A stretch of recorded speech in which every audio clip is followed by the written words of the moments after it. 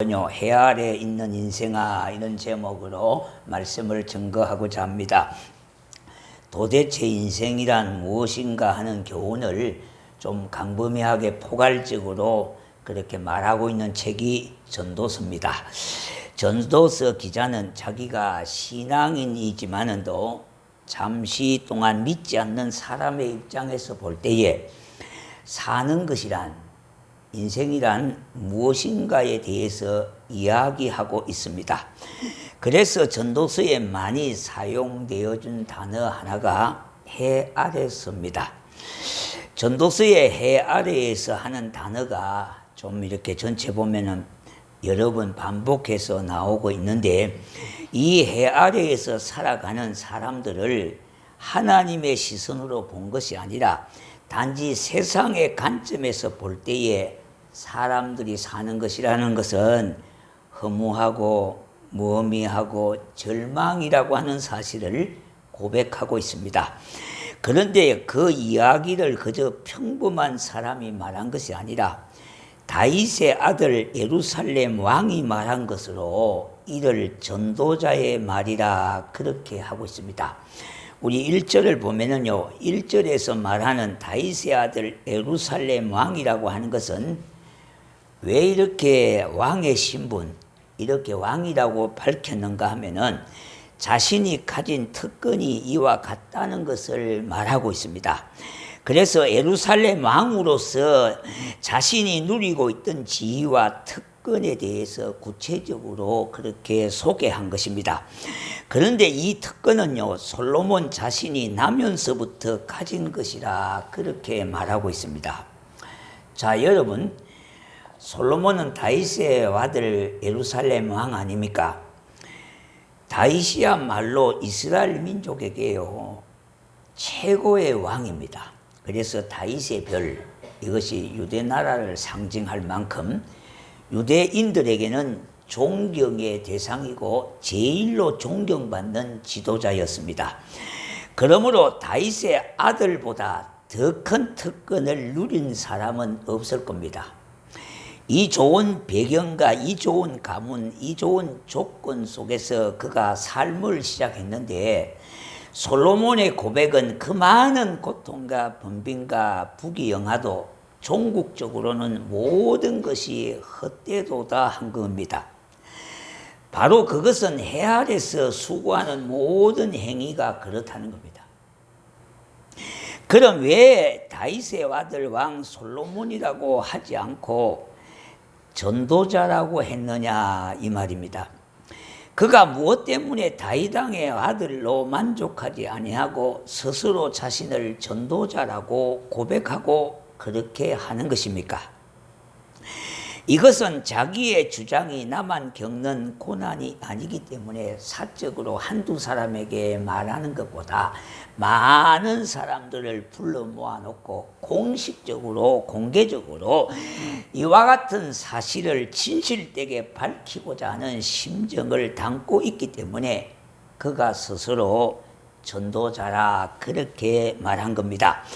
이것은 신약에서 말하는 전도자하고는 다른 차원입니다.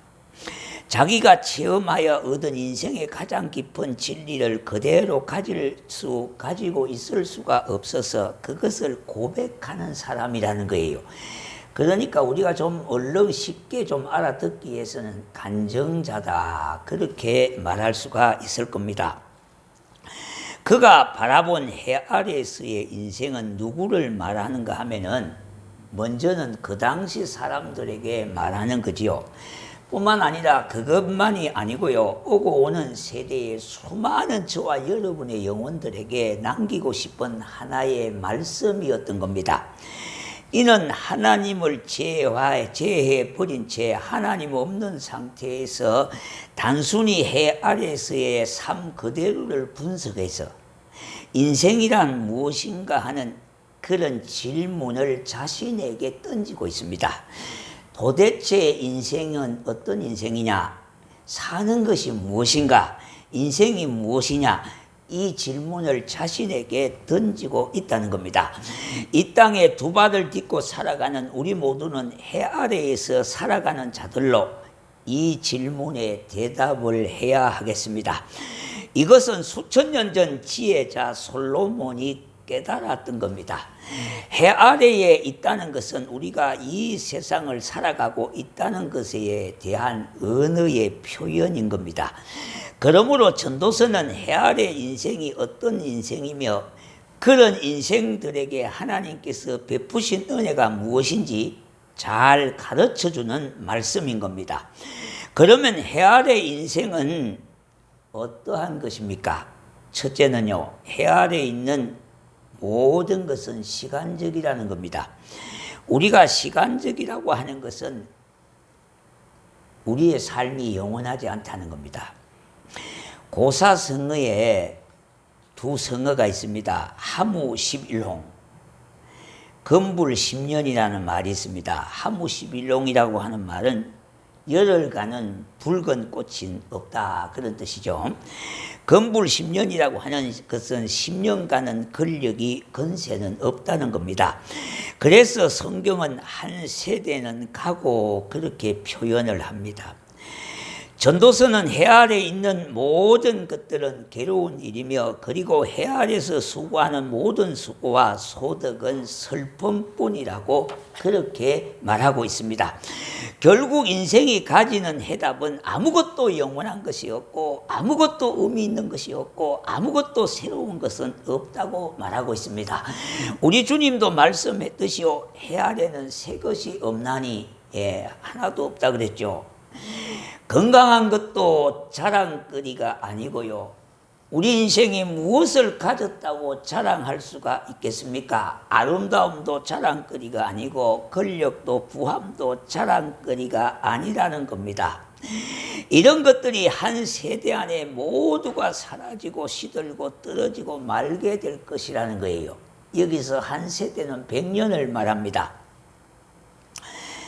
여러분에게 제가 예언 한 가지를 확실하게 할 수 있습니다. 제가 좀처럼 이런 말은 안 하잖아요, 그죠? 근데 오늘은 가감하게 한번 해보겠습니다. 이 자리에 계신 분 중에 지금부터 100년 후에 살아계실 분이 한두 사람이나 있겠습니까? 아마 우리 다영이는 포함이 될 겁니다만은, 그때는 100년 사는 것도 이건데, 아마 여기에 사시는 분들은 지금부터 100년은 거의 도달이 안 될 겁니다. 다. 이것만은 확실한 거 아닙니까? 확실한 거예요. 여기 교회 앞에 거리도 아마 100년 후에는 그대로 있을는지도 모릅니다. 이 지역도 마찬가지입니다. 100년 후에 그대로 있을는지도 모릅니다. 그러나 오고 오는 세대에 사람들은 바뀔 거 아닙니까? 똑같은 이 지역의 무대라고 하는 이 무대 위에 연극하는 배우는 자꾸 바뀔 것입니다.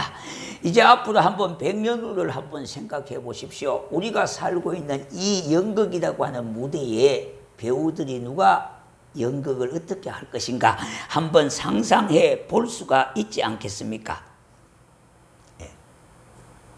그래서 우리가 그 광경을 한번 우리가 상상해 보면은 어떤 생각을 가지겠습니까? 시간이 지나 세월이 흘러 우리는 오랜만에 어떤 사람을 만나서 이야기하는 중에 그분 지금 어떻게 살고 있습니까? 어떻게 되었습니까? 그렇게 물으면은 아직도 모르셨습니까? 그분 돌아가셨습니다. 이렇게 말하는 것을 우리가 보게 됩니다. 그뿐만 아니라 우리 모두는 어느 날 사람들이 나에 대해서도 그렇게 이야기할 순간이 오고 있다는 사실입니다. 그거 인정하셔야 되죠. 그분 세상 떠났습니다. 여기에 인간 존재에 깊은 허무가 있습니다. 전도서 기자는 인생이 그와 같은 것이라고 고백하는 내용을 전도서에 담고 있는데, 이 전도서는요 1장만 있는 것이 아니라 12장까지 있습니다. 그러면 우리가 해 아래에서 사는 것이 더덥고 그야말로 허무한 것일까요? 그런데 성경은 결론적으로 말해보는 성경은 진정 아니라는 겁니다. 전도서는 우리가 12장까지 다 끝까지 읽어보아야 돼요. 1장, 2장만 읽으면 맨날 허무하니 헛되니 해 아래 수고뿐이니 이러니까 자살하기 십상 좋아요. 그런데 12장까지 다 읽어보면은요, 그렇지 않아요. 그러니까 전도서를 읽을 때는요, 1장부터 중도에 포기 없이 12장까지 다 읽어봐야 돼요. 왜 그런가 하면은요, 분명 전도서의 마지막은 인생에게 쉽게 포기할 수 없는 영원함이 있다는 겁니다. 그러므로 사람은 흙으로 지음을 받았기 때문에 여전히 흙으로 돌아가지만은 영은 그것을 주신 하나님께로 돌아간다는 거예요. 그리고 선악간에 분명히 심판이 있다고 말하고 있기 때문에 그래요. 하나님의 심판을 두고 계시기 때문에 우리는 뭡니까? 영혼이라고 하는 것을 쉽게 포기할 수가 없고 인생은 결코 뭡니까? 허무한 것이 아니라는 겁니다. 물론 여기 솔로몬은요, 믿는 사람이지만은 신앙을 떠나서 일반적으로 세상적인 관점에서 인생을 바라보니까 허무하고 헛되고 해 아래 수고뿐이라고 이렇게 말을 했지만은 우리는 하나님 안에서 살아가는 삶은 그렇지 않다는 겁니다. 영원함이 있기 때문에, 우리에게는 유일한 소망이 있기 때문에 우리는 끝까지 싸워봐야 돼요. 끝까지 가봐야 안다는 겁니다. 지금은 우리가 가만히 보면은요, 악인이 득세하는 것 같고 다 가진 것 같지만은 결국은 하나님은 선악간의 심판을 두고 계시기 때문에 그때까지 가보아야 된다는 겁니다. 인생은 태어나서 병들고 죽는 슬픈 시간만 있는 것이 아니라 저 시간 너머의 영원한 세계가 있기 때문에, 하나님 나라가 있기 때문에, 말하자면 하나님이 계시기 때문에, 우리 아버지가 그곳에 계시기 때문에, 내 집이 그곳에 있기 때문에 우리는 이 세상의 삶이 슬픔뿐이라면 아니라는 겁니다. 따라서 제한된 시간 속에 살면서도 영원한 하나님과 더불어 살면 인생은 결코 허무하지 않습니다. 그러므로 우리는 해 아래 살지만은 영원한 하나님을 바라보고 그 하나님 안에서의 삶을 지향해야 하는 것이 성도가 이 땅에서 살아가는 삶의 자세가 되는 겁니다. 두 번째는요, 해 아래는 불의함과 악이 넘쳐난다고 말하고 있습니다. 전도서를 쓴 솔로몬 시대에는 악이 넘쳐났던 겁니다. 하지만 악은 그때만 많았던 것이 아니라 지금도 성행하고 넘쳐나고 있습니다. 사람들이 모여 사는 이 도시 사회는 더더욱 그렇습니다. 수도권은 사람들이 밀집되어 있으니까 코로나 확진자도 폭발적으로 증가하고 있는 것 아닙니까? 그러나 지방에는 이 정도는 아니고요, 좀 더 여유가 있고 상대적으로 사람이 적기 때문에 느슨한 감이 있습니다. 이것은 코로나만이 아니라 사람이 많으면 어디서나 죄와 악함이 상대적으로 많아지고 있다는 거예요. 그러니까 사람이 많고 이 세상이 자꾸 도시화로 발전되면 될수록 죄와 악이 많다는 겁니다. 사회학을 전공하는 분들이 얘기를 들어보면요, 강원도가 살기를 좋다고 그러잖아요. 강원도가요. 이유가 있습니다. 범죄율이 강원도가 제일 낮아요. 이만한 사건은 강원도에서 잘 안 일어나요. 다른 데서 사건을 벌려갖고 피해오는 걸 강원도로 오는 거지, 강원도에서는 잘 일어나질 않아요. 그래서 강원도의 경찰들은 할 일이 별로 없다는 겁니다. 왜 그럴까 생각해 보니까 아마 바다가 탁 트있어도 그런지 그런 것 같아요. 우리 고양시는요, 맨날 내륙에 갇혀갖고 있으니까 맨날 그죠, 뭐 복잡한 것 같은데요, 바닷가에 가면 마음이 턱 터져 넓어지는 것 같고요, 민만한 건 그냥 날려버리면 되잖아요, 그죠? 그래서 아마 그런 것 같아요. 그래서 사람이 많으면은 죄와 악이 많고요, 코로나도 더 많이 확진이 될 수밖에 없습니다. 따라서 우리는 이런 세상을 보면서 악이 세상을 지배하는구나 하는 생각을 가끔 하게 됩니다. 하지만 성경은 죄와 악의 기세가 등등한 것처럼 보이지만은 하나님이 사용하시는 용어가 있어요. 무기가 있는데 그 무기는 하나님의 공이라고 하는 겁니다. 하나님이 사랑만 가지고 계시는 분이 아니라 하나님은 공의의 하나님이시라는 거예요. 만약 이 땅에 악만 성행하고 넘쳐난다면 어떻게 되겠습니까? 살기가 너무나 더 힘들 것 아닙니까? 하지만 하나님이 살아계시고 하나님의 공의가 살아있음으로 인하여 악이 세상을 주관하고 지배하는 것이 아니라 하나님이 세상을 창조하시고 다스리는 주관자가 되시는 겁니다. 여기에 대해서 마르튼 부버라고 하는 사람은 신의 일식이라고 하는 책을 썼습니다. 그런데 거기에서 이런 말들을 해요. 일식이란 원래는 태양과 인간 사이에 일어난 사건이죠. 지구에서 볼 때에 태양이 달을 이렇게 가리는 현상을 일식현상이라 그러잖아요. 세상이 하나님을 이렇게 가르다 보니까 우선 눈에 보이는 것이 전부인 것 같고 다 거기 득세하는 것 같고 이것이 끝인 것 같이 그렇게 보여진다는 겁니다. 그러지만은 달이 태양을 가렸지만은 태양 자체가 문제가 있는 게 아니잖아요. 그 말입니다. 사람들이 태양이 없는 것 같이 그렇게 느끼지만은 태양은 존재하듯이 사람들이 하나님이 없는 것 같이 그렇게 느끼지만은 하나님은 지금도 살아 계신다 이 말입니다. 하나님이 세상에 개입하시는 것이 우리의 눈에 보이지 않을지 모르지만은 하나님은 살아계시고 역사의 주관자로 개입하고 계신다는 겁니다. 우리가 흔히 기도할 때에 욥의 심정을 가지고 이렇게 기도하는 분이 계셔요. 하나님이 계신다면 이룰 수가 없나이다 이렇게요. 예. 그런 경우가 있을 수 있습니다. 예. 물론 한 번도 그렇게 그런 기도를 안 했다고 하는 것도 좋은 일이지만은 그런 기도를 했다는 것도 더 좋은 일이 될 수가 있습니다. 예. 뭔가 발전이라고 하는 것은요, 의심도 해야 될 때가 있어요. 예. 이 착한 의심이라 그럴까요? 이런 것을 할 수도 있어요. 우리가 신앙 안에서 이 발전적인 의심을 할 수가 있어야 된다 이 말입니다. 그래야 뭔가 진리를 더 깨닫게 되어지고 새로운 아이디어와 새로운 하나님께서 주시는 뭔가 말씀들이 있음을 보게 되어지는 거예요. 그래서 우리들도 사람들이 하나님이 어디 있느냐 하는 말을 듣고는요, 하나님이 왜 침묵하시고 방관하시는 것일까? 이런 생각이 가끔 들 때가 있습니다.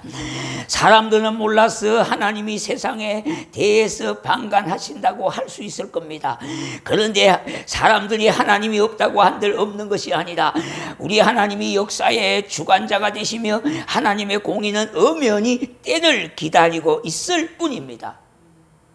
그러므로 이 세상을 살아가는 우리는 악의 기세에도 눌리지 말고 하나님의 자녀로서 당당히 살아가야 하겠습니다. 세 번째는요, 해 아래에 있는 것은 모두가 불투명하고 불확실한 것입니다. 이 시대는 모든 것이 불확실해요. 시시각각으로 닥치는 문제의 눈앞의 문제들이 어떻게 풀릴지를 모릅니다.